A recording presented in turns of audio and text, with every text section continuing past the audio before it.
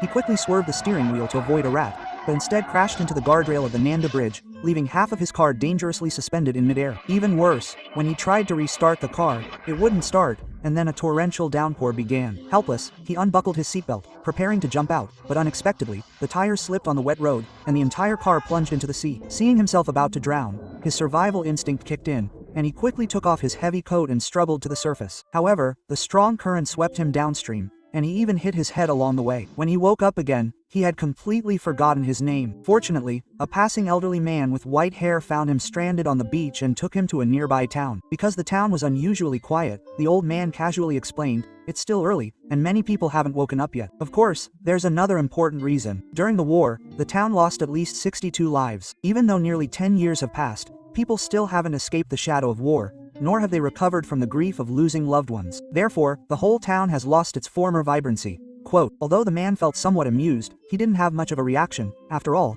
he wasn't directly involved, and having not eaten for a long time, he just wanted to have a good meal. The old man also keenly noticed his hunger and took him to the nearest restaurant. However, while he was eating heartily, the restaurant owner's wife kept looking at him suspiciously.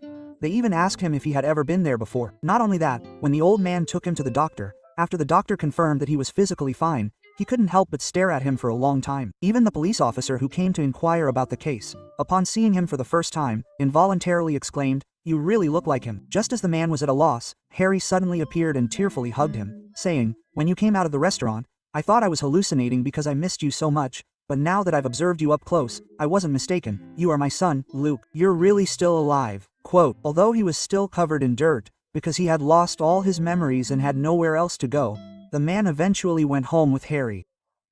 What he didn't expect was that when he woke up after sleeping for a day, he suddenly saw 3 people staring at him intently, which startled him. Harry, however, didn't notice his unease and introduced him to the 2 people beside him, saying, "These 2 were both employees of our theater. While you were sleeping, I thought about it for a long time and decided to reopen the Palace Theater."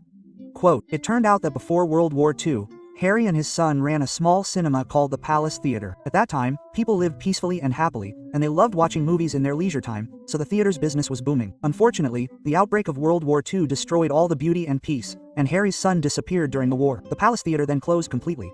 Harry wanted to reopen the Royal Theater, but his son was now safe, and the war had been over for 9.5 years. Harry hoped to restore the theater to its former glory and, in doing so, heal the broken hearts of the people. However, he faced opposition from the man, who argued that the Royal Theatre was now dilapidated and could collapse with a slight push. Restoring it would require a massive investment of manpower, financial resources, and materials, making it completely unprofitable. But Harry countered that the theatre's purpose was never to make money, but to fulfill people's spiritual needs. Moreover, he said, it was very important to the man, who had been the first to suggest the idea. The man, already suffering from feelings of loss and despair, erupted in emotion after hearing this, saying, "But I can't feel anything at all. I don't even know who I am." Quote, suddenly, Harry felt it was necessary to help his son rediscover everything they had lost. So the 2 went to their destination, a place where the souls of many young people were buried, their bodies never having returned home. Among them was a cheerful boy, a model student before the war, who, despite the attack on Pearl Harbor, still chose to enlist. But on the second day after arriving on the battlefield, his squad was surrounded by German troops, resulting in countless casualties. However, to everyone's surprise, the boy, disregarding his own safety amidst the heavy shelling, carried his severely wounded comrades one by one back to safety, earning him a Medal of Honor. Sadly, a month later, he disappeared while on another mission, and his body was never found. The boy's name was Luke.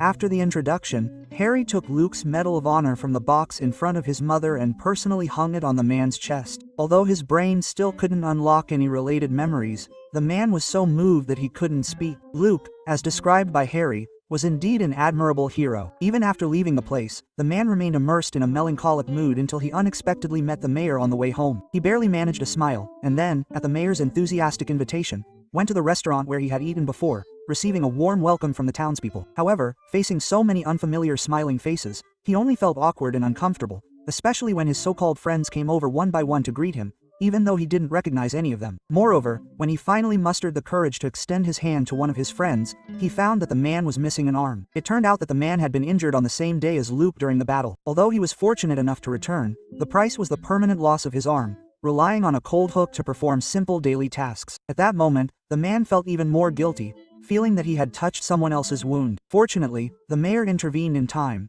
publicly announcing that a grand welcome party would be held for Luke that evening. Just as everyone was excitedly clapping and cheering, Adele's arrival silenced everyone. Adele and Luke had grown up together since childhood, a beloved childhood sweetheart couple. They had planned to get married after graduating from college, but unfortunately, fate is unpredictable, and after Luke's disappearance, Adair, in order to fulfill their shared dream and escape the pain, left the small town alone and went to a big city to study, only returning during holidays. He initially thought this trip home would be like the previous 9 years, where he would only see Luke in his dreams, but unexpectedly, as soon as he got off the train, he learned from his father that Luke had returned. Without even going home, he rushed to the restaurant. Although the man didn't remember Adair, he had seen a picture of Adair and had a strong impression of him, so the moment Adair appeared, he immediately recognized him. Afterwards, the two left the restaurant, escaping the crowd, and went to the town hall. However, they weren't there for official business, and didn't even use the main entrance, but instead climbed through a window into the basement. This was because the basement not only housed the clock given by President Roosevelt and a monument listing all the town's notorious figures,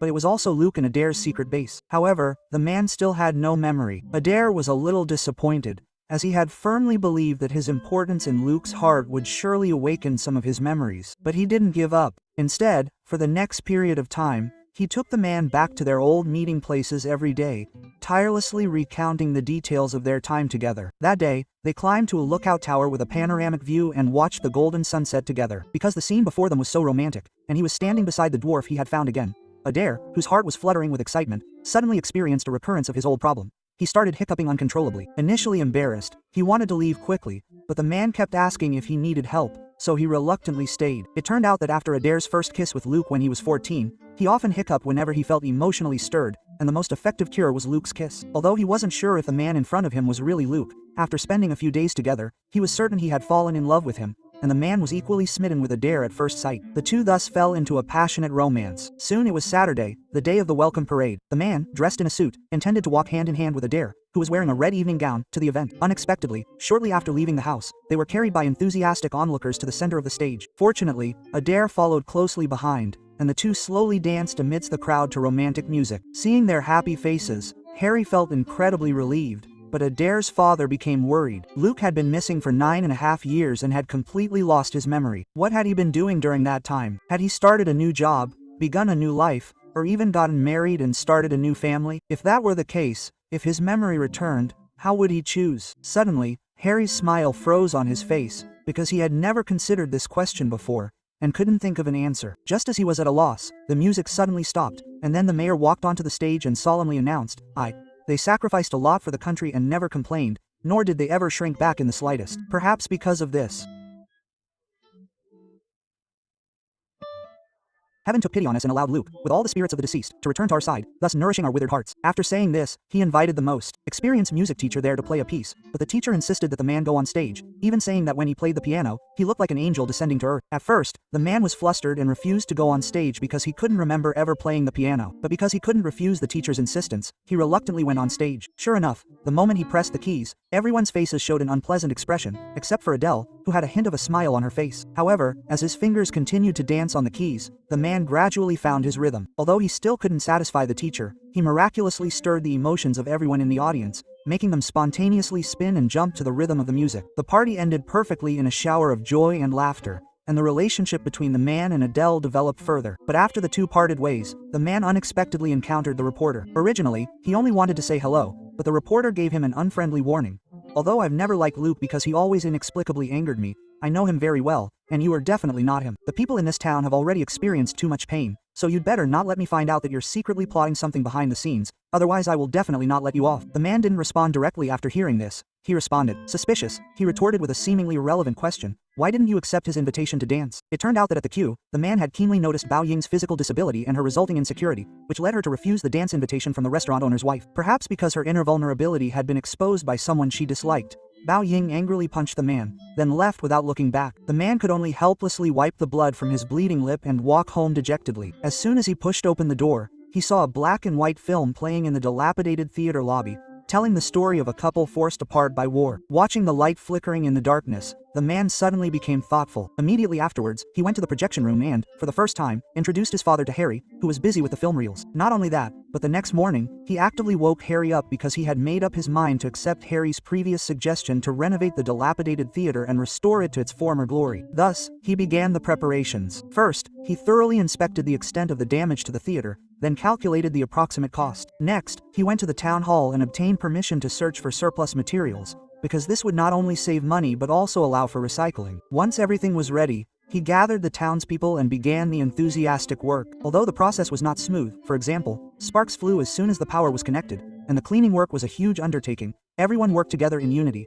While enjoying the music and working on the renovations, the man felt the fatigue in his body instantly disappear. Finally, after more than a month, the entire theater was completely renovated. On the opening day, with the mayor's assistance, the man carefully placed the memorial monument from the basement in front of the theater's entrance. He also held a solemn memorial ceremony. Before the first movie screening after reopening that evening, the black janitor ceremoniously put on his long unworn uniform. Since the war broke out and the theater closed, he had been constantly looking forward to reopening, and now that his wish had finally come true, he was inevitably excited and emotional. Furthermore, upon hearing that his pocket watch had broken down when the theater closed and that he couldn't afford to repair it, the man specially prepared a new pocket watch for him, symbolizing a new beginning and a fresh start, which surprised and touched him. As the screening time drew closer, all the staff were in place. The man and Harry together opened the theater doors, and were surprised to find a long line of townspeople waiting outside to watch the movie. What made the man even happier and more relieved was that the janitor, who had always been too shy to confess his feelings to the owner's wife, finally overcame his inferiority complex and bravely took the first step. Soon, the movie officially began, and the audience was thoroughly enjoying it. But at that moment, the man, who was standing nearby watching the movie, noticed something strange. For some reason, he was extremely familiar with the film's content,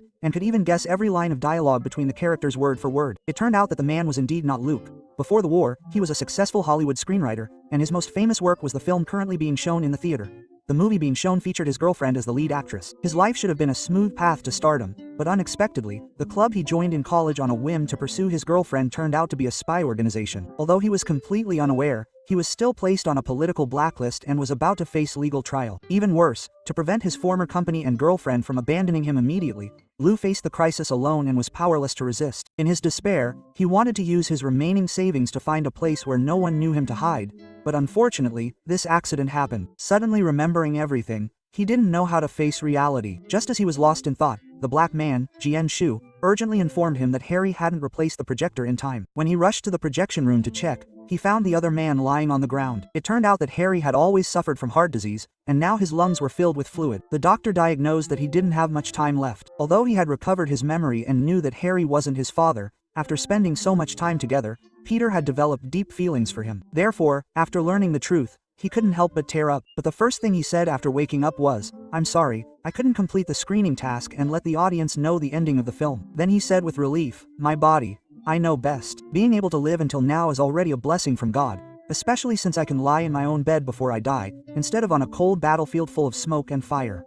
Knowing that my son is alive and well, I have no regrets." But Peter was even more heartbroken after hearing this, because he wasn't really Luke. For a brief moment, he wanted to tell the truth, but the words caught in his throat. He didn't want to shatter the beautiful illusion that the dying man had finally found. And so, in a benevolent lie, the man peacefully closed his eyes. After the funeral, Peter, no longer willing to conceal his identity, told Adele the truth. Although she had suspected from the beginning that Peter wasn't Luke, in order to find solace, Adele kept hinting and persuading herself that instead of wallowing in the pain of losing her lover, it was better to deceive herself and let the mistake continue. But she didn't expect that the moment of awakening would be even more painful than before, because unconsciously, she had truly fallen in love with this man who looked exactly like Luke, even though she didn't even know his name. Seeing this, Peter wanted to offer comfort, but was rejected on the spot. Just as he was about to explain further, several cars suddenly stopped in front of him, and several federal detectives got out. It turned out that the FBI had been searching for Peter's whereabouts, and not long ago they finally found Peter's car, which had also been washed ashore by the mudslide. Then, following the clues, they tracked down Peter's location. In this way, Peter's identity was not only exposed in public, but he was also treated as a spy by the townspeople, subjected to ridicule and contempt. His music shop, which used to be bustling with customers, became empty. Only the black musician comforted him, saying, "Actually, from the moment you talked at the welcome party, the piano playing, that's how I guessed you weren't Luke. Because when Luke plays the piano, he's always so self-assured, completely different from your performance.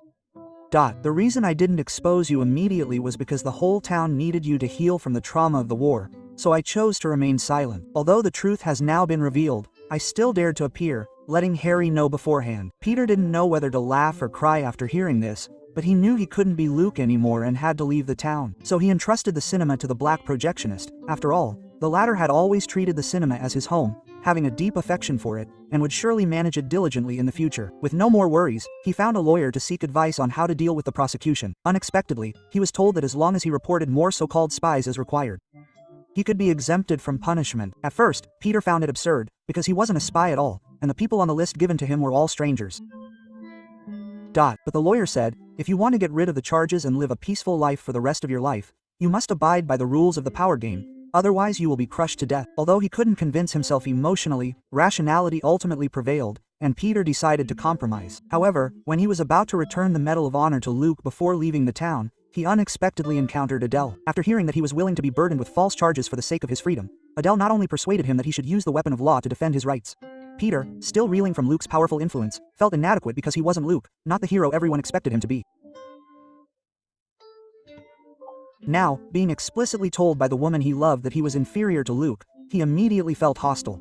Quote, I know you're confident in your legal studies at university, but the real world is far more brutal than you imagine. And I'm not Luke, and I'm glad I'm not him. Otherwise, the consequence of fighting the world and becoming a hero would be ending up as a cold tombstone. Perhaps you think I'm selfish, but I don't think there's anything wrong with that. As the saying goes, when opinions clash, arguments abound. The two parted ways on bad terms. But just before boarding the train, Peter received a package from Adele's father. Upon opening it, he found a law book inside, along with a letter. However, it wasn't a letter from Adele to Peter, but from Luke to Adele. Every word and sentence in the letter conveyed Luke's affection and longing for Adele. But what moved Peter the most was the sentence, when tyranny rises, we must overthrow it at all costs, even if it means sacrificing our lives, even if the outcome isn't what we hoped for. After all, upholding this ideal is already valuable in itself. Perhaps influenced by Luke's beliefs, or perhaps because of a lingering sense of injustice deep within him, Peter, risking contempt of court, didn't read the plea of guilty as required at the hearing. Instead, he mustered the courage to say to the judge, you just asked me if I knew Luke. Although I regret not having met him,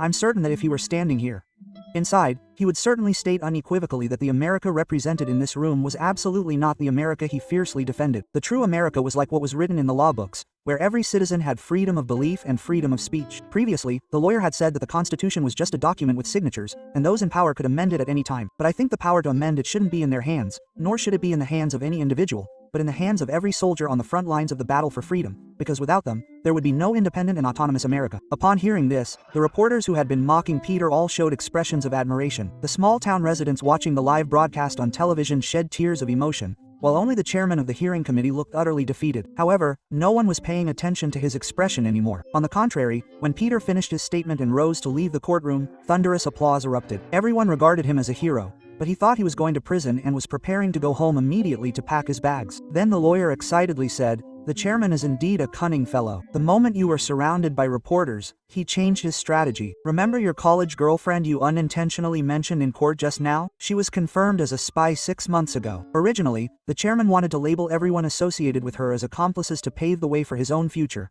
But now you've been portrayed as a hero. Even though you didn't provide the list as requested, he still manipulated the situation and publicly announced that you have confessed and atoned for your sins, so he wouldn't have to go to jail. Not only that, the film studio would reinstate his contract and resume production of his film, allowing his life to get completely back on track. However, Peter wasn't as happy as expected after hearing this. Even after returning to work at the film studio, he was absent-minded every day because, after a series of events, he no longer wanted to be Peter from Hollywood. He only wanted to be Luke from the small town. After much thought, he first sent a telegram to Adele, which read, I will return to the small town this afternoon. If you are still willing to accept me, please wait for me at the train station. If you don't want to have anything to do with me anymore, I will leave the book you gave me on the table. Remember to pick it up another day. Quote, then, he boarded the train and traveled to the small town with trepidation. Unexpectedly, before he even got off the train, he saw all the townspeople gathered by the roadside, warmly welcoming his arrival, clearly treating him like family. Adele completely accepted him and embraced him in front of everyone. Soon after, the two got married and lived an ordinary but happy life. This is a drama film directed by Frank Darabont, starring Jim Carrey and Laurie Holden, released in 2001. A talented screenwriter, Peter, is mistakenly identified as a spy, causing his career and reputation to be ruined. Even worse, while driving under the influence, he accidentally drove his car into the sea, resulting in complete amnesia. Fortunately, he was rescued from the sea and ended up in a remote town, where he happened to look exactly like the town's deceased hero soldier.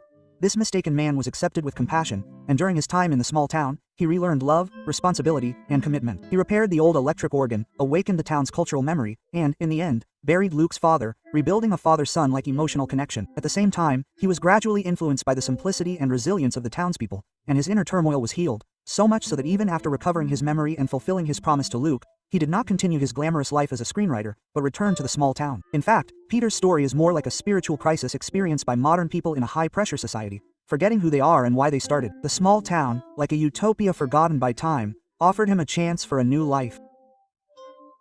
Perhaps everyone needs a symbolic journey to break free from the past, to see the world and themselves again with a blank slate. At the same time, although Peter is not Luke, the good deeds he did in Luke's name, the emotions he invested, and the hope he rebuilt are real. That is to say, a person's value does not depend on the label of who you are, but on what you do and how you treat others. True identity is established when you are willing to light a lamp for others, even if you are misunderstood, exiled, or forgotten. As long as you are willing to light a lamp for others, life will never be truly lost. The real movie of life is not on the screen, but in every moment you choose how to live. Well, that's all for today's movie sharing. Please like, comment, and share. I'm Shark, and I look forward to seeing you next time. Yeah.